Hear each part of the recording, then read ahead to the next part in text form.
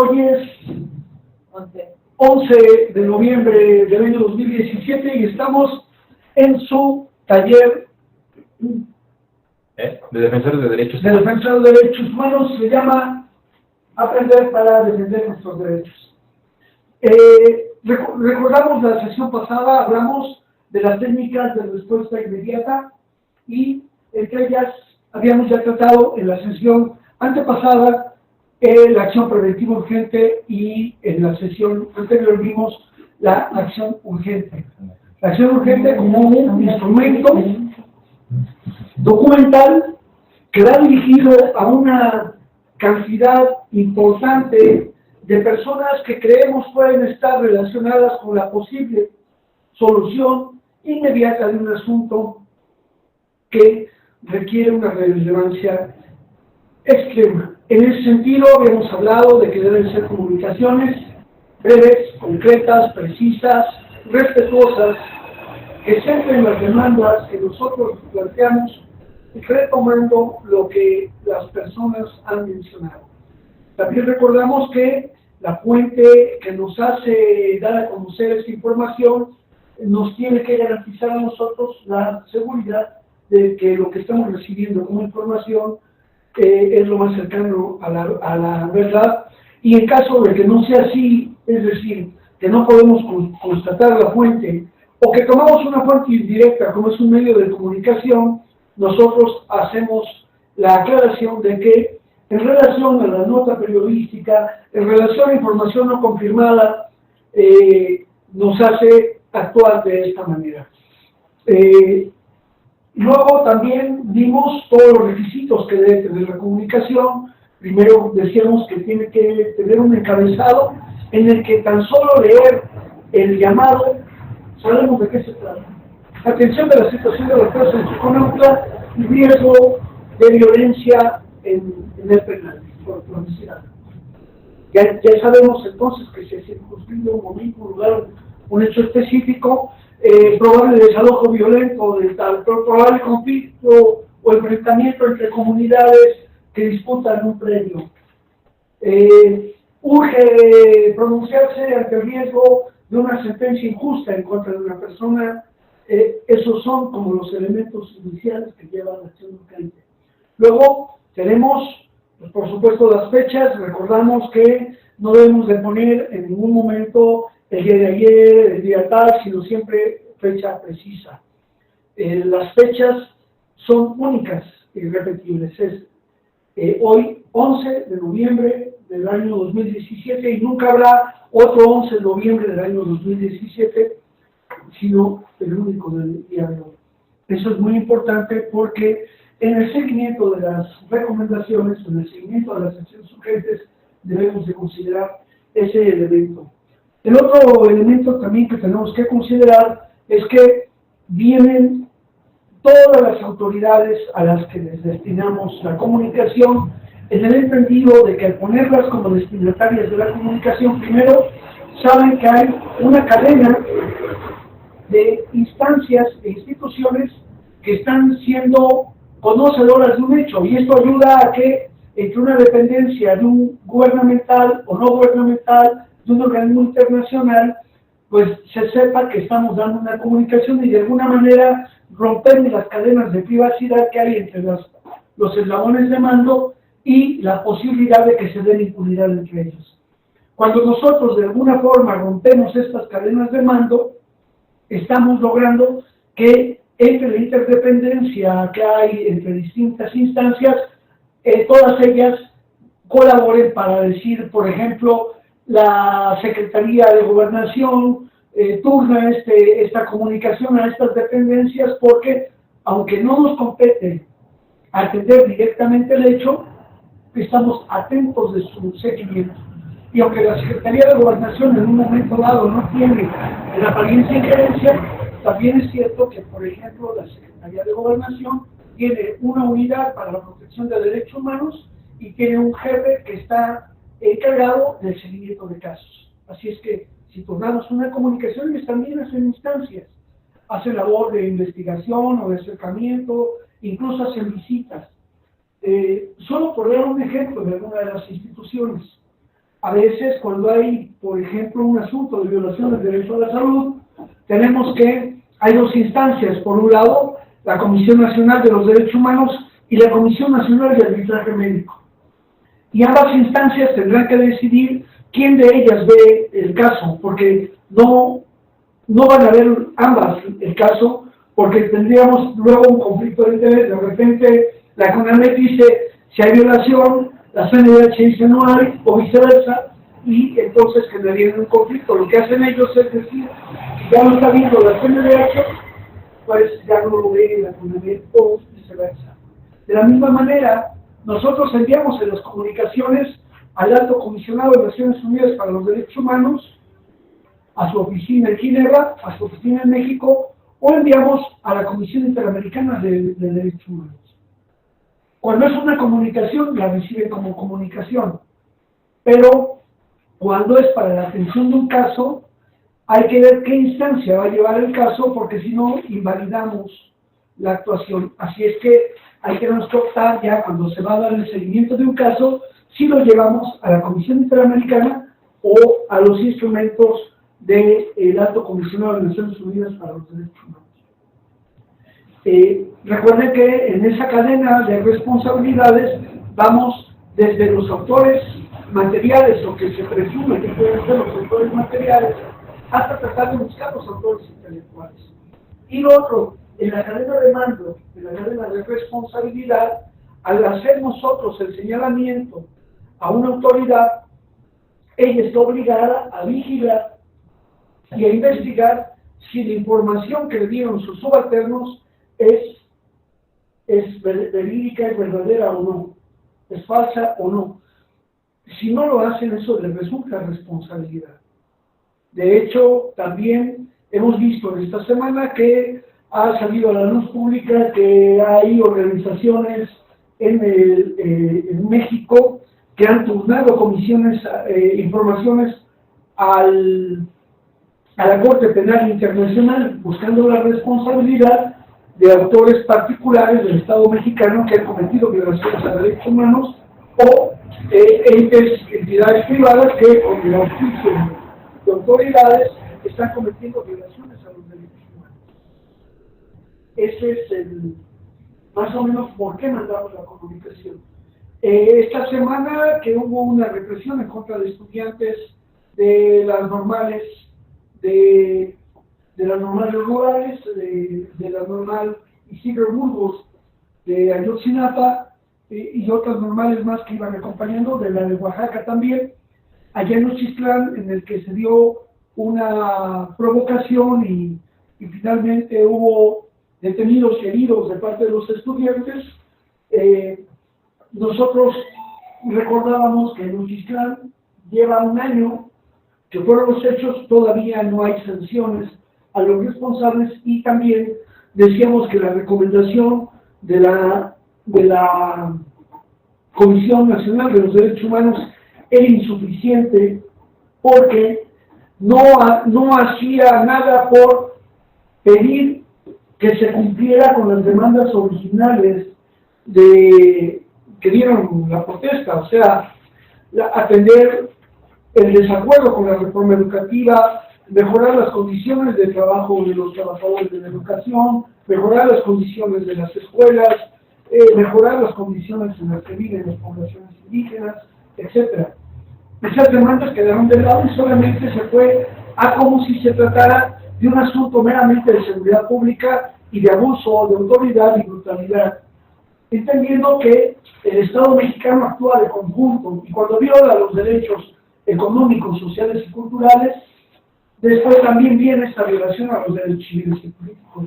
Pero una recomendación de un órgano que conoce perfectamente los derechos humanos, que conoce la interdependencia, que conoce el vínculo que hay entre unos derechos y otros, no puede quedarse simplemente diciendo que hay solo responsabilidad cuanto hace al abuso de autoridad de un operativo en el que, según ellos, no se aplicaron adecuadamente los protocolos. Nosotros pensamos que los protocolos no solo no se aplicaron adecuadamente, sino que hubo órdenes expresas para que se actuara de esa manera allá en Nochistlán. También de la misma manera, la recomendación omite establecer la responsabilidad de Osorio Chong, de Miguel Ángel Osorio Chong, en su carácter de secretario de Gobernación a nivel federal, cuando él dice que en declaraciones públicas no se usaron armas de fuego en el operativo Nochistlán, y está demostrado el uso de las armas. Demostrado las armas no solamente del ámbito estatal, sino también del ámbito de las instancias federales. Por eso nosotros recordamos a la CNDH que ahí hay una omisión grave que está propiciando que haya impunidad, porque hay una forma de dar justificación, de estar tolerando o encubriendo actuaciones que a todas luces debió haber condenado el secretario de Gobernación. Bueno, por eso es tan importante el llamado de acción urgente.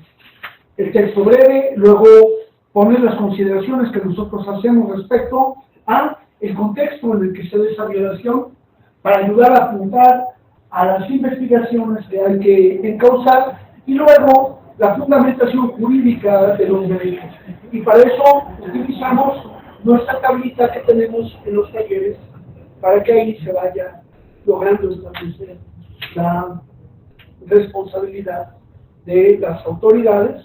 Y también nosotros decimos que en el ámbito de su competencia, cada una de las autoridades a las que hemos señalado en el principio del texto haga el máximo de sus esfuerzos posibles para que se logre resolver la problemática que ahí se está señalando en el llamado de acción urgente. De la misma forma, nosotros tenemos que cuidar que todo el directorio de autoridades que ponemos para que se pronuncien otras organizaciones y personas tengan un acceso ágil, rápido, para verificar su envío. También recordamos que se había mencionado que hay que tener el acuse de recibo o verificar vía telefónica o vía correo electrónico que la comunicación fue recibida, quién la recibió, a qué hora, para que esto también pueda tener efectos de carácter legal. Hasta aquí lo que es el llamado de acción urgente, y después viene el proceso de seguimiento. Verificar que la información llegó, qué tratamiento se le ha dado, qué resolución se le ha dado, porque además en los llamados de acción urgente intentamos movilizar a una gran cantidad de personas que van a ser solidarias con nosotros, y por lo tanto de esa forma podemos nosotros motivar para que sigan ayudando, agradeciendo que ya se resolvió tal parte, que todavía está pendiente tal cosa, o que se resolvió satisfactoriamente todo. Eso nos habla muy bien del trabajo que se va desarrollando, y sobre todo genera mayor confianza, genera también mayor cultura para las personas. Hasta aquí con el resumen. ¿Alguien tiene algún comentario adicional que hacer? ¿Algo más que queramos resaltar en el resumen para seguir hacia los siguientes temas? ¿Es algún comentario adicional? Pues sí, nada más que es importante que en las acciones urgentes se puedan tener, ¿no?, para poder facilitar el directorio de cada lugar, ¿no? Que cuando decimos directorio, pues tienen que ser las autoridades que nosotros estamos ubicando, a las que les tendría que llegar esta acción urgente, ¿no? Es como, pero me imagino que igual ya lo... Sí, ya lo ese directorio actualizado es muy importante, y también les pedimos por favor que colaboren con nosotros. Los que nos escuchan, los que nos ven estos videos, también nos vayan mandando directorios de sus lugares donde están viviendo, directorios municipales, estatales o federales, no solamente de autoridades, sino también de medios de comunicación, de personas que tengan opinión, de diputados, de senadores, de académicos, de otras organizaciones, para que nos ayuden a ampliar esta labor colectiva de la denuncia. Recordamos que las cadenas de impunidad se rompen cuando nosotros podemos hacer competentes a otras personas que pueden influenciar sobre esas cadenas de corrupción. recordamos que cuando hay una violación de derechos humanos, lo primero que nos hacen es decir, no denuncies. Si denuncias te va a ir peor, si denuncias te pones en riesgo, pero realmente cuando logramos pasar ese temor y cuidamos el riesgo, es más fácil que podamos lograr respuestas concretas ante la situación. Además de que hoy prácticamente estamos funcionando como un comité que pide opinión de diferentes personas para que la calidad de las acciones sea mucho mejor. Sin embargo, todavía tenemos que caminar mucho más sobre este aspecto de las acciones urgentes. Si no hay más, también es importante que nosotros acompañemos de fotografías, de videos, de información adicional que pueda estarse utilizando, porque eso nos va a servir mucho en la tramitación de las quejas y sobre todo en la demostración de las violaciones de derechos humanos.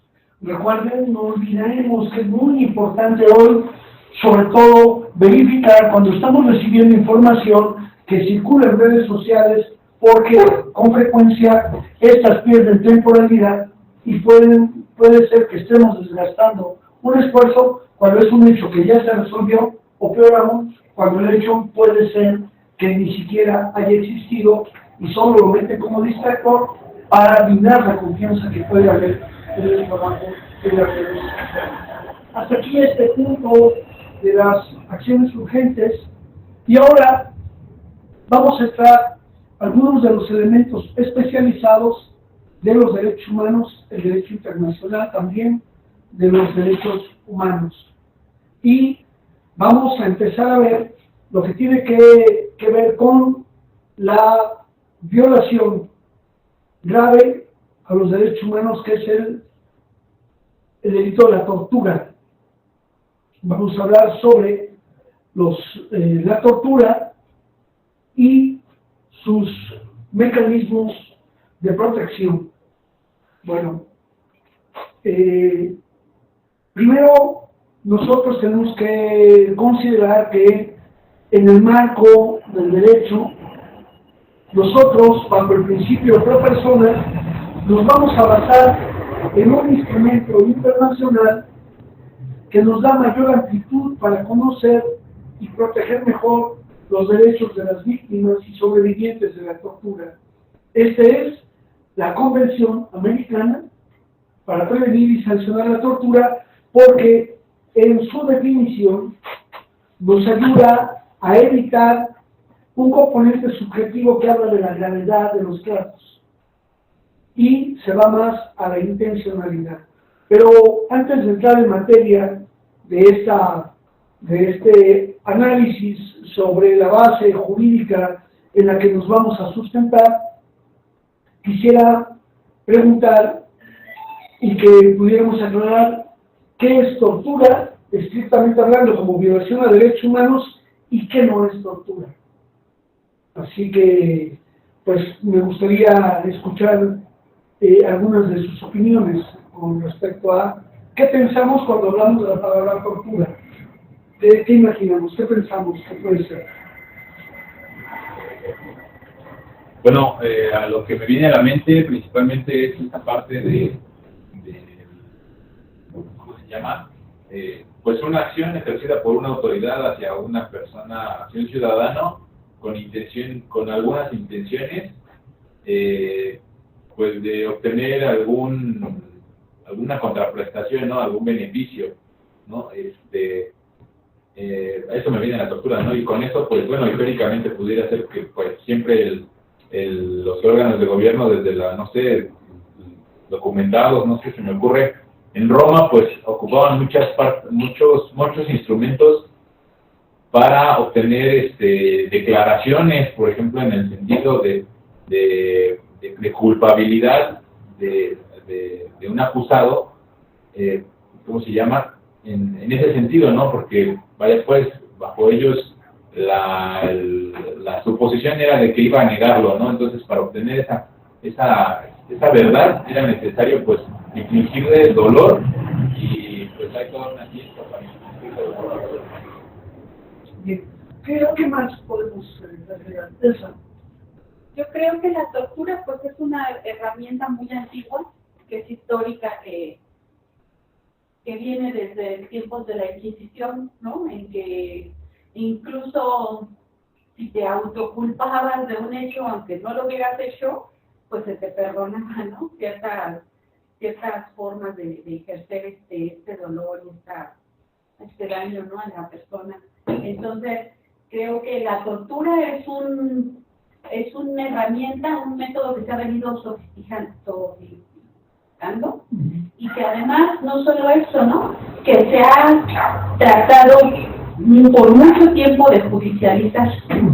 Es una herramienta que se ocupa, así como bien lo decía Carlos, sí. Para poder pues tener un testimonio, tener una declaración de autoinculparse de acciones que no se han hecho, pero también para infligir este daño a la persona, ¿no? Esta degradación de la persona con métodos que dañan y laceran su integridad y que van a dejar secuelas por mucho tiempo en el actuar de su vida, y que en algunos momentos le van a venir a la memoria en este desarrollo de su vida, ¿no? Entonces, este método, pues, por eso digo, es un método muy antiguo por parte del Estado, de la autoridad, en este caso de la Inquisición como Inquisición, y en ese momento era algo que estaba probado, ¿no? Que era necesario en los juicios, ¿no? Que se hacían, y que ahora lo vemos, y cuando nos pasan estas series gringas, el último elemento que tiene el investigador o el que está llevando a cabo la investigación del caso es sin que se den cuenta la tortura, porque es la única herramienta en la que yo puedo decir la verdad, ¿no? Si soy el culpable. Y nos lo muestran desde los medios mediáticos como algo necesario, porque tiene que haber todo el rigor del castigo, pero en el caso de la realidad que vivimos, pues es una actitud como lo vemos ahora en estas detenciones, estas agresiones precisamente en Oaxaca, y a las normalistas y a los normalistas, pues es algo que ellos vienen haciendo, aunque no sea legal, y que lo vienen ocupando como un método, ¿no? Como un método para frenar la movilidad, la organización social, ¿no? La defensa de los derechos humanos, pero también sigue siendo un método para aceptar cosas que no se han hecho. Okay. Esta vez, como en muchos talleres, entramos con un abordaje, me parece diferente y creo que es novedoso. Novedoso para nosotros, no porque no esté ahí desde hace mucho tiempo. Pero lo primero que hay que decirles a todos nuestros amigos que nos ven es que la tortura no es un método de investigación. Eso es lo que nos hacen creer.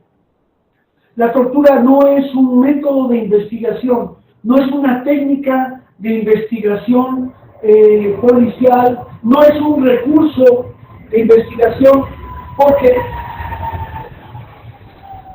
si hay alguien que se ha dedicado a hacer manuales de tortura, aparte de Israel, ha sido la CIA, y ha formado y capacitado a policías, a militares en el mundo, en el planeta, y también la Escuela de las Américas, y hoy estas escuelas y los comandos y las acciones conjuntas que hacen los ejércitos y los militares de los países, para pensar o decir que es una herramienta de investigación, es un recurso válido.